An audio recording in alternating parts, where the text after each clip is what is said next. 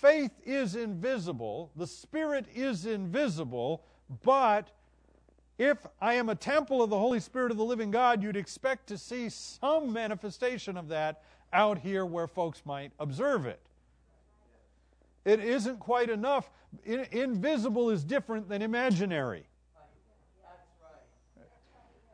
Every once in a while I come around to saying that, and I don't know that I say it often enough, but invisible is different than imaginary, and sometimes we treat invisible things like they're imaginary, and therefore have no connection to reality. My life is my life. It doesn't have anything to do with those invisible things.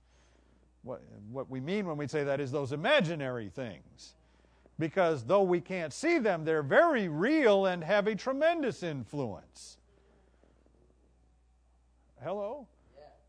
Have you ever stood by the ocean and watched the tide come in? You know that happens because of the gravitational influence of the moon on the earth. You don't see gravity. You don't even understand gravity. Physicists can hardly explain it to you. I mean, the basic concept of how it works we can describe, but really what it is, we're still wrestling with.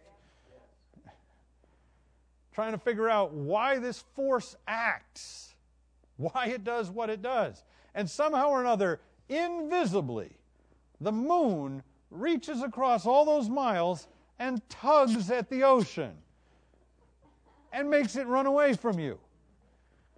And then it tugs at the other side and makes this side slosh up towards you. And if you've ever been playing on the beach when the tide is coming in, it comes. It means business. It's coming. This is not an imaginary thing. It's an invisible thing we're dealing with. But it has a huge effect on the world around it. It has a huge effect here in the material realm where we spend our time. And if we don't wake up to the fact that the Holy Spirit of the living God is in that similar category where He may be invisible, but He's not imaginary. He's very real, and He has a very real effect here in the real world. And we got to understand there needs to be some real world effects to the Spirit's activity in my life. His presence in me, His life in me needs to show up somewhere, because you can't just, you can't sling something the size of the moon around something the size of the earth without it affecting something. Because there's this thing called gravity that makes it so.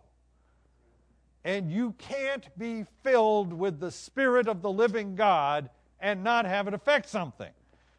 It doesn't work that way. There's a connection here which has to produce some tangible results. Are you awake?